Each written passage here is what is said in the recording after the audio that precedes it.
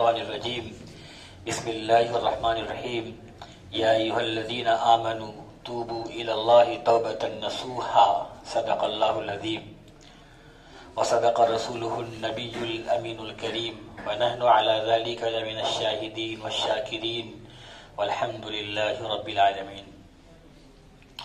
بزرگان محترم، ایک طویل عرصے کے بعد آپ کی اس مسجد میں حاضری ہوئی ہے۔ اس سے پہلے کئی بار آپ کے امام صاحب نے کوشش بھی کیا، ہم نے بھی آنے کا ارادہ کیا، لیکن کچھ ایسے حالات بنتے گئے کہ آ نہ سکا۔ اور جس کو قرآن نے یہ کہا ہے وَمَا تَدْرِي نَفْسٌ مَاذَا تَكْسِبُ غَدًا، کسی کو پتہ نہیں ہے کہ وہ کل کیا کرے گا، کسی کو نہیں معلوم ہے کہ کل وہ کیا کرے گا۔ وَمَا تَدْرِي نَفْسٌ مَاذَا تَكْسِبُ غَدًا، کسی بھی شخص کو پتہ نہیں کہ کل وہ کیا کرنے والا ہے۔ پلاننگ ہماری کچھ اور ہے اور ہونے والا کچھ اور ہے، اللہ کچھ اور منظور ہے۔ جس کو قرآن نے ایک اور جگہ کہا وَمَا تَشَاءُونَ إِلَّا أَن يَشَاءَ اللَّهُ رَبُّ الْعَالَمِينَ، تمہارے چاہنے سے کچھ نہیں ہوتا ہے، جو اللہ رب العالمین چاہتا ہے وہ ہوتا ہے۔ ابھی پچھلے مہینے تقریباً 18 دسمبر یا 18 نومبر کے آس پاس میں جمعے میں ایک جگہ بیان کر رہا تھا، اور میرا موضوع عام طور سے آپ جانتے ہیں کہ آخرت ہوتا ہے، مرنے کے بعد کی زندگی کے حالات ہوتے ہیں۔ اس سے پہلے ایک موت ہوئی تھی وہاں پہ اچانک سے، ایک گھر میں شادی تھی، اگلے دن ایک لڑکی کے بھائی کی بارات جانے والی تھی، اور شام کو کچھ لوگوں کی دعوت تھی، اور رات کو لڑکی اچانک سے بیمار پڑی اور رات ہی میں لڑکی کا انتقال ہو گیا۔ جس گھر سے کل بارات جانے والی ہے اس گھر سے جنازہ نکل رہا ہے۔ تو میں بیان کر رہا تھا موت کے موضوع پہ، مرنے کے بعد کی زندگی کے موضوع پہ، لیکن مجھے کیا پتا تھا کہ اسی ہفتے 4 دن کے بعد میری بھی ماں کا انتقال ہو جائے گا۔ محض 4 سے 5 دن کے اندر میں میری والدہ کا بھی انتقال ہو گیا۔ میں یہاں آ چکا تھا، میں مدرسے آ چکا، آنے کے 3-4 دن کے اندر ہی میں اچانک سے رات میں 1:30 بجے کے آس پاس یہ خبر آئی کہ میری ماں کی طبیعت بگڑی، اور طبیعت زیادہ بگڑنے لگی۔ پھر میں نے کہا کہ موبائل کا اسپیکر آن کر دو، میں ذرا قرآن پڑھوں، ان تک آواز پہنچے قرآن کی، اللہ کا کلام ہے، سکون ملے گا۔ لیکن جب قرآن پڑھنے لگا تو یہ اندازہ ہوا وہاں کے حالات سے کہ فرشتوں کی آمد شروع ہو گئی۔ بہنوں نے بتایا کہ بھائی اچانک سے پورے روم میں ایک بہترین خوشبو آئی، اور محض آدھے سے 45 منٹ کے اندر میں میری والدہ کا انتقال ہو گیا۔ اس طرح روح نکلی، جس طرح مثال دی گئی ہے کہ گودھے ہوئے آٹے میں سے ایک نیک بندے کی روح اس طرح نکلتی ہے کہ گودھے ہوئے آٹے میں سے بال کو کھینچ لیا جائے، اسی طرح روح نکل گئی۔ تو مجھے کیا پتا تھا کہ 3 دن کے اندر میں 4 دن کے اندر میں میری ماں کا بھی انتقال ہو جائے گا۔ تو انسان کوئی جانتا نہیں کہ کب کس کے ساتھ کون سے حالات ہو جائیں، اور کیا بچہ، کیا بوڑھا، کیا جوان۔ ابھی پرسوں نسوں کی خبر ہے، نیوز میں پڑھا، ایک لڑکا 4تھے کلاس کا بس میں بیٹھا اسکول جانے کے لیے، بس میں بیٹھتے اس کو ہارٹ اٹیک آیا اور مر گیا۔ اور ہمارے غازی پور کی بات ہے، ایک گاؤں ہے، وہاں ایک لڑکا رات کو اپنے ماں باپ کی خدمت کیا، ماں باپ کا ہاتھ پیر دبایا، نماز کا پابند لڑکا، عمر محض 18 سال کے آس پاس تقریباً، ماں باپ کی خدمت کیا، سوتے ٹائم اپنے دوستوں سے واٹس ایپ پہ بات بھی کیا، چیٹنگ بھی کیا۔ جب صبح کو لوگ جگانے گئے تو لڑکا اٹھ نہیں رہا ہے، کمبل اوڑھ کے سویا اٹھ نہیں رہا ہے۔ جب کافی دیر تک ہلایا ڈلایا گیا، ڈاکٹروں کو بلایا تو ڈاکٹروں نے کہا تو انتقال کر چکا ہے لڑکا، اچانک سے اس کا بھی انتقال ہو گیا۔ تو نہ جانے زندگی کی یہ ڈور کب ٹوٹ جائے کسی کو پتا نہیں۔ آگاہ اپنی موت سے کوئی بشر نہیں، سامان 100 برس کا ہے پل کی خبر نہیں۔ 100 برس کی تیاری ہم کرتے ہیں، ایک لمحے کی بھی خبر ہے؟ ہم سب کچھ بنا کے جاتے ہیں اور ایک لمحے میں دوسرے کے حوالے کر دیتے ہیں۔ اس لیے ہم تیار رہے ہر وقت، ہر آن، ہر لمحہ، ہر وقت۔ اگر ہم نے کسی سے قرض وغیرہ لے رکھا ہے اس کو لکھ کے رکھیں، گھروں میں لکھ کر کے رکھے، بتا بھی دیا جائے کوئی معاملات ہے کہ بھائی ان کو ہمیں دینا ہے، کسی کا کوئی حق وغیرہ اس کو لکھ کے رکھا جائے، اس کو دینا ہے۔ اپنے معاملات کو صاف رکھیں، روزانہ توبہ استغفار کیا جائے، دن میں بھی، دوپہر کو بھی، رات میں سوتے ٹائم بھی اللہ سے استغفار کر کے سویا جائے، سب کو معاف کر کے سویا جائے، دل کو صاف کر کے سویا جائے کہ موت کا فرشتہ آ جائے تو ہم تیار رہیں۔ آپ دیکھیں نا، آپ کے دوستوں میں، آپ کے گاؤں میں، آپ کے رشتہ داروں میں کتنے لوگوں کا انتقال ہو رہا ہے؟ کیا سب بوڑھے ہی مر رہے ہیں؟ کیا سب بوڑھے بوڑھی مر رہے ہیں؟ جوان نہیں مر رہے، بچے نہیں مر رہے ہیں، سب مر رہے ہیں۔ اور یہ بھی بات صحیح ہے کہ اپنے وقت سے ایک لمحہ پہ پہلے نہیں مرتا ہے، اپنے موت سے ایک سیکنڈ بھی پہلے کوئی نہیں جاتا ہے۔ جس کو جانا ہے اپنے ٹائم سے جائے گا، لیکن کامیاب انسان وہ ہے جو موت کی تیاری کر کے جائے۔ کہ جب حضرت بلال کی موت کا وقت قریب آیا، ان کی بیوی رونے لگی، ہائے بلال دنیا سے جا رہے ہیں، تو کہا یہ رونے کا دن ہے؟ ارے یہ تو خوشی کا مقام ہے، آج تو اس رب سے ملنے کا دن ہے جس رب کے لیے بلال کو عرب کی تپتی صحرا پہ لٹا کے سزائیں دی جاتی تھی۔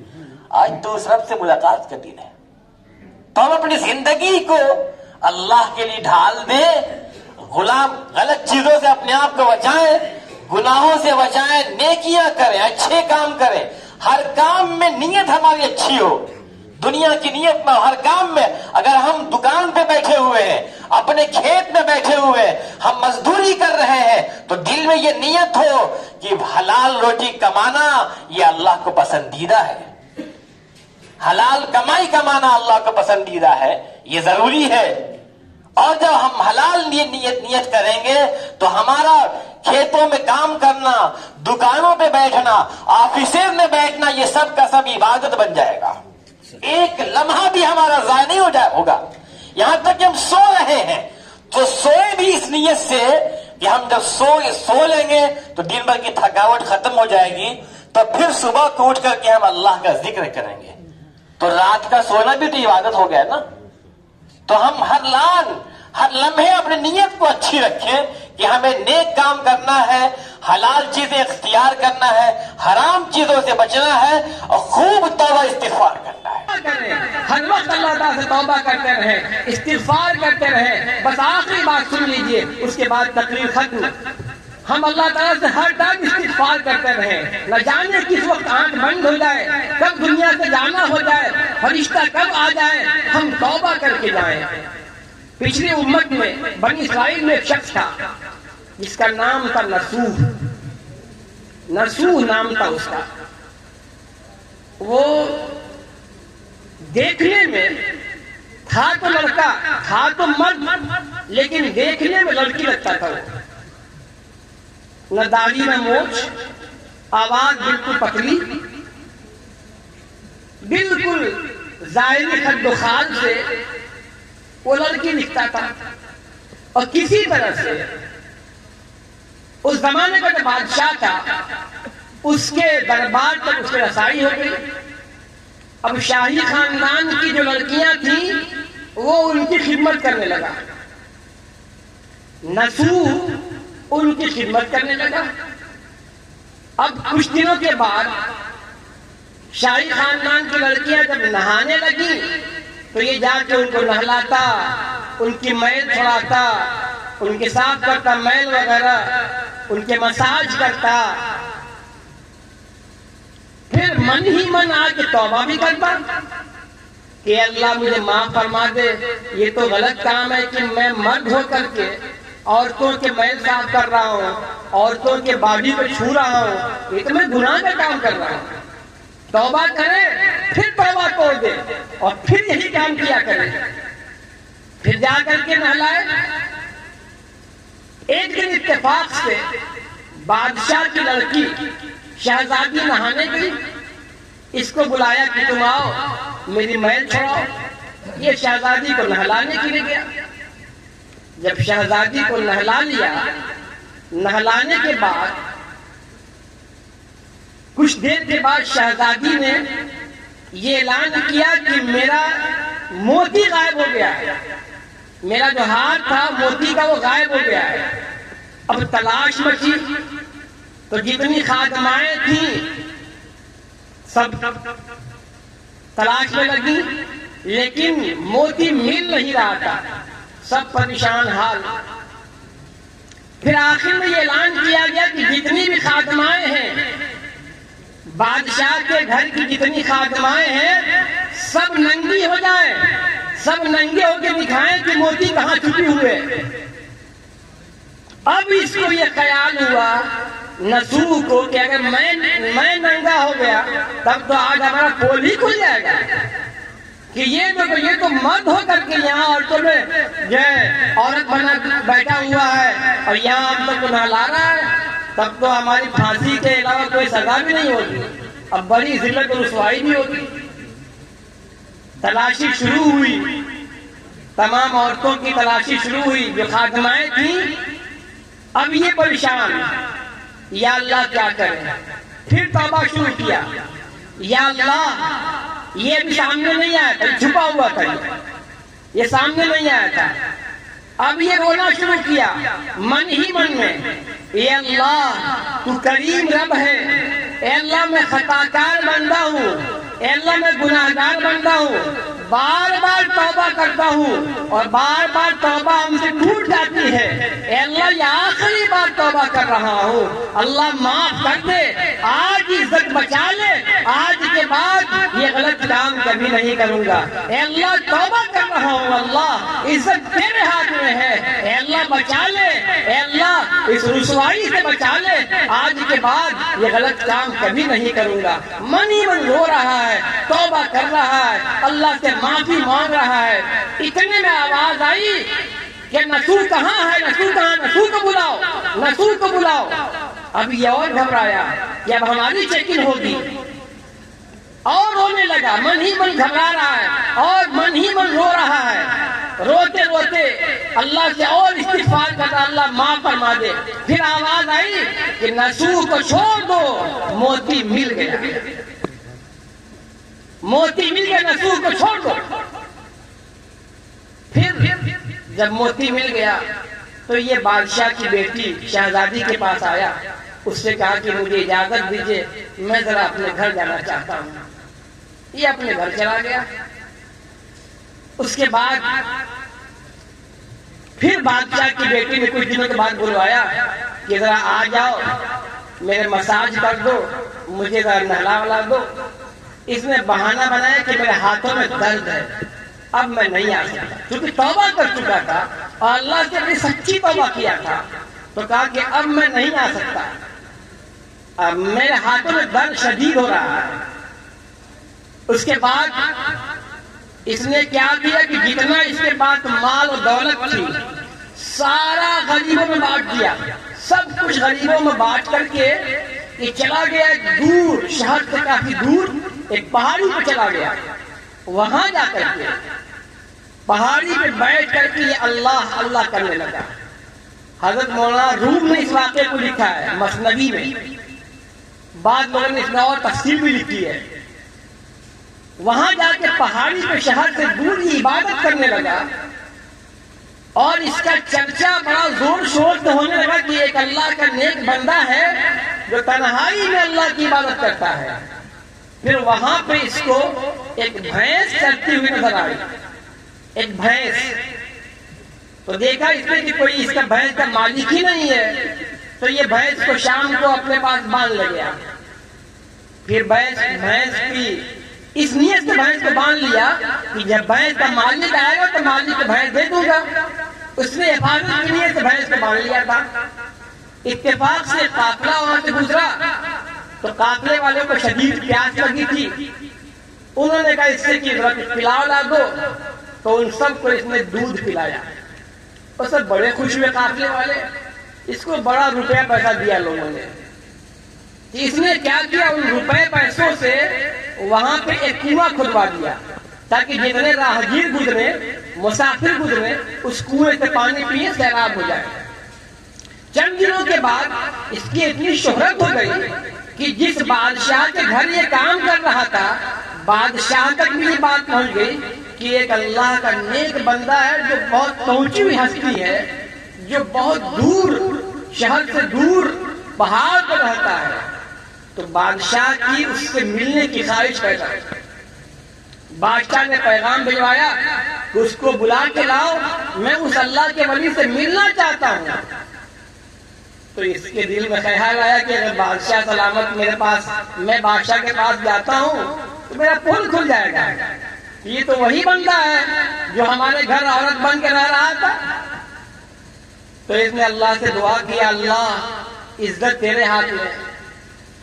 تو بادشاہ سے اس نے کہا کہ میں نہیں آ سکتا, کہلوا دے کہ میں نہیں آ سکتا. تو بادشاہ کے دل میں اور محبت بیٹھ گئی, یار یہ کتنا بڑا انسان ہے, اللہ کا ولی ہے, یہ بادشاہ کے بلانے پر نہیں آ رہا ہے, ہو نہ ہو یہ اللہ کا بہت بڑا ولی ہے.